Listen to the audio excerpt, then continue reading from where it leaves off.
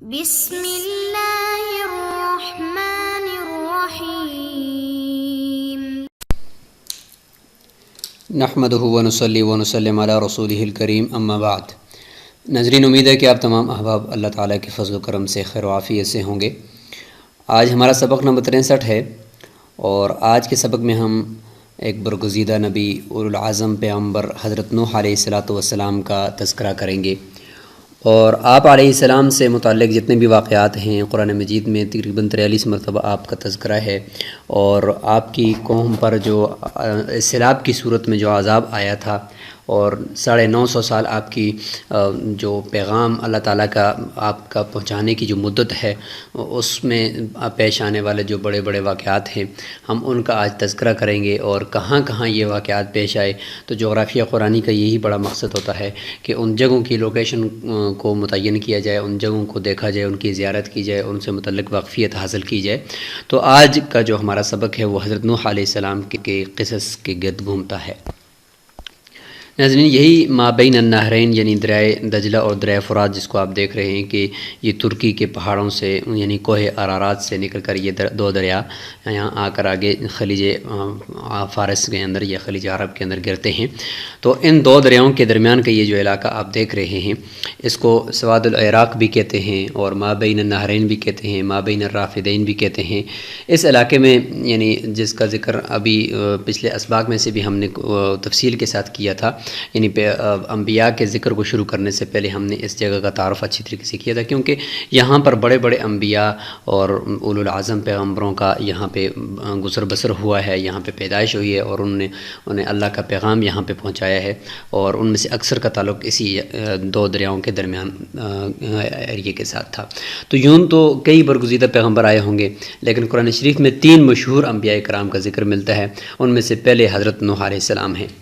آپ کا واقعہ قرآن کریم میں تقریباً 43 جگہ آیا ہے، اور اس میں خیر و شر کے درمیان کشمکش، اور داعیان حق کے اسلوب کلام، سیاسی حیثیت کے حاملین طبقہ، اشرافیہ، ملأ القوم، اور دنیا پرست صاحب ثروت لوگوں کو جن کو قرآن مجید مترفین کہتا ہے، ان کی نفسیات، ان کی طرف سے حق کو ٹھکرانے، اس کی اشاعت کا راستہ روکنے، اور اہل حق کے ساتھ ناروا سلوک کرنے کے مناظر اور مکالموں کی شاندار جو نقشہ کشی ہے وہ کی گئی ہے۔ دعوت دین سے وابستہ افراد کے لیے ان مباحثوں مناظروں میں اتنی عمدہ اور کارآمد باتیں اور رہنما ہدایات موجود ہیں کہ یہ بیش بہا غیر فانی ذخیرہ کی شکل اختیار کر گیا ہے، اور اس کا مطالعہ اہل ایمان کے قلوب کو انوار ایمانی سے منور کرنے کے ساتھ ساتھ انہیں حکمت و بصیرت سکھاتا ہے۔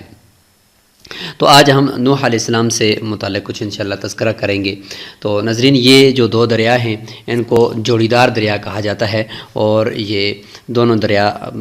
دونوں ایک دوسرے کے لیے ایک سہارا ہیں اور ایک دوسرے کے لیے ایک معاون کے طور پر ہوتے ہیں، اور ان دونوں کو دجلہ اور فرات کہا جاتا ہے۔ اس طرف جو ہے یہ دجلہ ہے جو لکھا ہوا ہے ڈگلاٹ، اور اس طرف یہ لکھا ہوا فراٹ، اس کا نام دریائے فرات۔ جیسے کہ ذکر ہوا کہ حضرت نوح علیہ السلام کی دعوت و تبلیغ کی محنت اسی قرآن ارض کے اس حصے سے وابستہ تھی جو دجلہ اور فرات یعنی ان دونوں کے درمیان یعنی مابین الرافدین ان کو کہا جاتا ہے۔ تو یہ دونوں دریا ترکی کے پہاڑوں سے نکلے ہیں، اور جدا جدا بہتے ہوئے عراق کے زیریں حصے میں باہم مل کر خلیج عرب میں یہ جا گرے ہیں۔ یہ پہاڑ جو یہ ترکی کے اوپر ایسے ہے جہاں سے یہ دریا نکلے ہیں، یہاں پہ یہ پہاڑ ہیں ترکی کے مشرق میں، ان کو ارارات کہا جاتا ہے۔ اردو کی عام کتابوں میں سے تا کے ساتھ لکھتے ہیں، اور ویسے یہ طا کے ساتھ ہے۔ تو رات میں یہ کوہ ارارات طا کے ساتھ ہے، اور قرآن شریف میں اس پہاڑی سلسلے کے اس خاص مقام کو کوہ جودی کا تذکرہ، کوہ جودی یعنی واستوت علی الجودی قرآن میں آیا ہے، تو جودی کہا گیا ہے، اور جہاں کشتی نوح جا کر ٹھہری تھی۔ یہ مقام آج کل ترکی، ایران اور آرمینیہ کے بارڈر پر ہے۔ یہاں پہ آپ اس تصویر میں دیکھ سکتے ہیں کہ اس طرف اوپر جارجیا ہے، اور نیچے آذربائیجان ہے، ایران ہے، اور عراق، سوریہ، ترکی۔ تو یہاں پہ اس جگہ پر یہ مقام واقع ہے۔ اور آرمینیا کی سرحدوں کی یہ سنگم پر جزیرہ ابن عمر نامی مقام کے یہ قریب واقع ہے۔ قرآن عزیز نے اپنی عادت کے موافق اس واقعے کو 40 سے زیادہ مقامات پر ذکر کرنے کے باوجود صرف ان تفصیلات پر توجہ مرکوز رکھی جو واعظ و نصیحت کے لیے ضروری ہیں۔ باقی مباحث مثلا اس عظیم الشان واقعہ کا محل وقوع، اس طوفان کا دائرہ کار، قرآن عرض پر اس کے اثرات وغیرہ کا جو قطعی کوئی ذکر ہے ہونا چاہیے، وہ قرآن نے نہیں کیا، تاکہ انسان جو ہے وہ ذیلی اب مباحث کے اندر عروج کا نہ رہ جائے، کیونکہ انسان کا نفس نصیحت کی باتوں کو بوجھل سمجھتا ہے اور دیگر چیزوں میں دلچسپی لیتا ہے۔ قرآن کریم نے ان تفصیلات کو انسان، اس کی تحقیق اور انسانی علوم کی ترقی کے حوالے کر کے اتنا بتانے کی کوشش کی ہے کہ اہل عقل و شعور کو یہ فراموش نہیں کرنا چاہیے کہ ہزاروں سال پہلے ایک قوم نے خدائی احکامات کو ماننے سے انکار کیا، پیغمبر کو جھٹلایا اور دین پر چلنے والوں کا مذاق اڑایا، تو آسمان و زمین سے ان پر عذاب پھوٹ پڑا اور ان کی تباہی و بربادی آج تک اہل حق کے لیے تسلی و تشفی اور بادل پرستوں کے لیے عبرت اور ڈراوے کے طور پر تاریخ کے صفحات اور عرضی نشیب و فراز کے اوراق میں نقش ہے۔ اور آج بھی جو اللہ رب العالمین کی نہ مانے گا یا اللہ والوں کی ہنسی اڑائے گا تو اسے اس طاقت کی پکڑ کو یاد رکھنا چاہیے جو سب سے بالا تر اور قوی تر ہے، اور اس کا فیصلہ لمحوں میں نافذ ہو جاتا ہے۔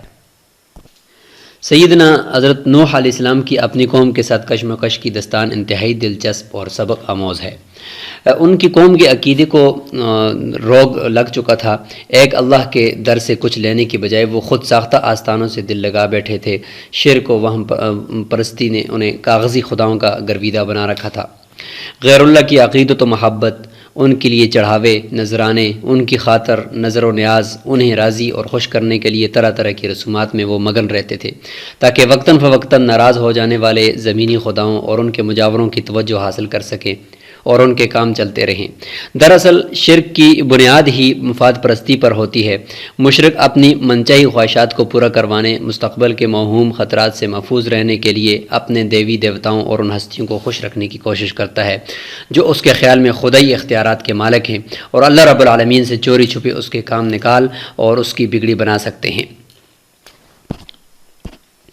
حضرت نوح علیہ السلام کی دعوت ان کی مشرک جو قوم ہے اس کو کھٹکتی تھی، خصوصاً عمراء اور رؤسائے قوم جو سیاسی، سماجی یا مالی حیثیت رکھتے تھے۔ وہ برداشت نہیں کر سکتے تھے کہ دولت و حیثیت تو ہمارے پاس ہو اور ہم کسی ایسے انسان کی پیروی کریں جس کے پاس سفید پوش اور شریف و نفس غرباء آتے جاتے ہیں اور اس کی مجلس میں اٹھتے بیٹھتے ہوں۔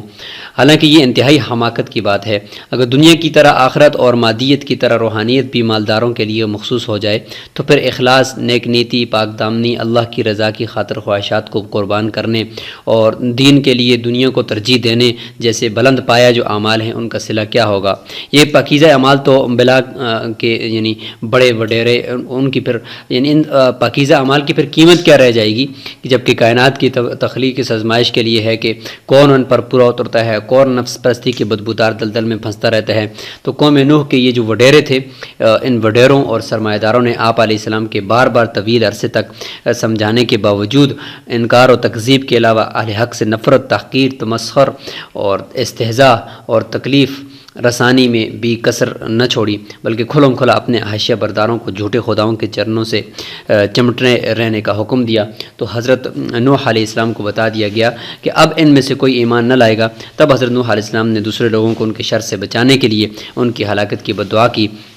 اور پھر آپ لوگوں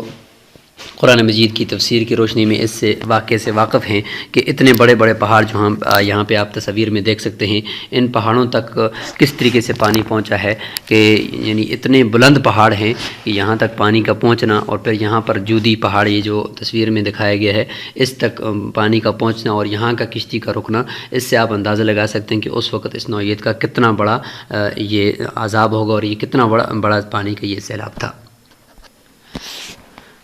بری صحبت جو ہے وہ حضرت نوح علیہ السلام کے بیٹے کے لیے بھی ظاہر قاتل ثابت ہوئی، اور وہ ایمان کی نعمت سے محروم ہو کر ظاہری اسباب میں نجات تلاش کرتے کرتے ہلاک ہو گیا۔ جب طوفان کا جو باد و باران تھا اس نے زمین کو اپنے پانی کی چادر سے ڈھانپا، تو نیک لوگوں کے ساتھ بیٹھنے پر اپنی توہین محسوس کرنے والے متکبر اور سرمایہ دار کشتی میں ان کی اہم نشینی کے لیے منتیں کرتے رہے، لیکن پانی نے ان کا منہ بھر کر اس پر کیچڑ کا لیپ کر کے ہمیشہ کے لیے بند کر دیا۔ عراق، ایران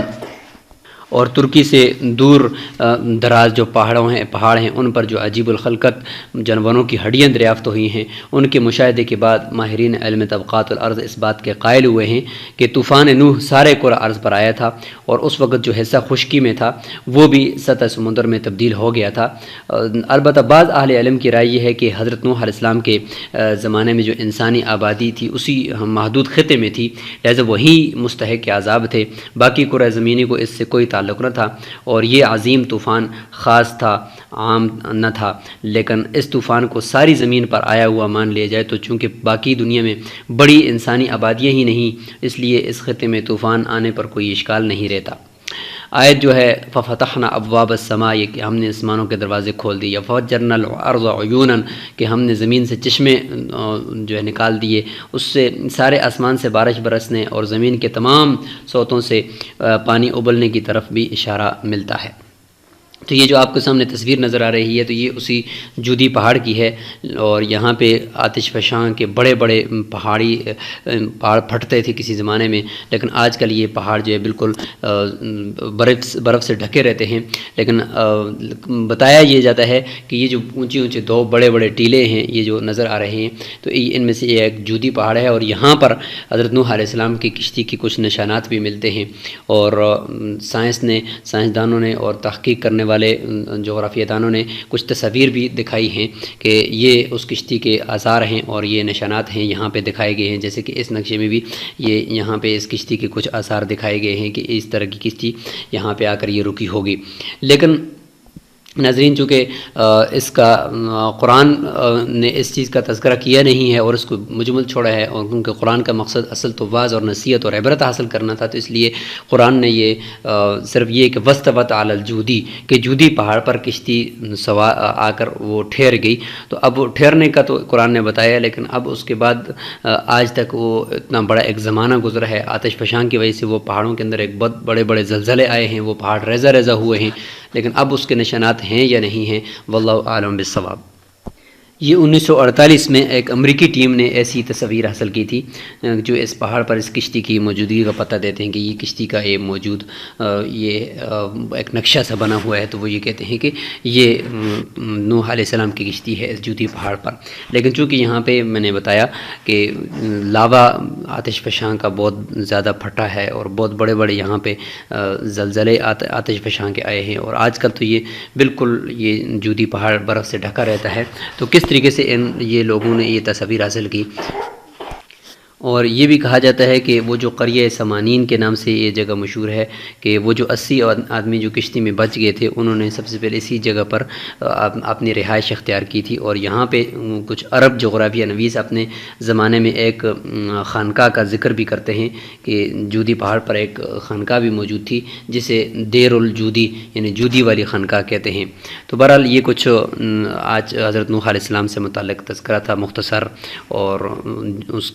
ان کی قوم پہ آنے والا جو عذاب ہے اس سے متعلق کچھ مختصر سی گفتگو ہم نے آپ کے سامنے رکھی ہے۔